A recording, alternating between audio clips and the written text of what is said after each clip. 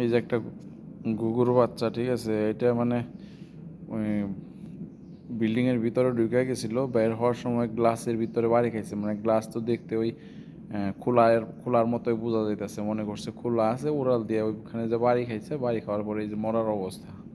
তো এইটার জোড়া আরেকটা আছে, আরেকটা এই যে দেখা যাইতেছে না, হালকা একটু দেখা যাইতেছে, এই যে টাইনা দিতেছে আমি বড় করে কই, এই যে এটা মানে জোড়ার বাচ্চা, ওইটা ওই যে গ্লাস বাইরে যেটা সাদা দেখা যাইতেছে না, ওটা কিন্তু গ্লাস, ওই গ্লাসের মধ্যে পয়সা রয়েছে। ওটাও বাড়ি খাইছে কিন্তু বেশি আঘাত পায় নাই, যার কারণে সুস্থ আছে। কিন্তু এটা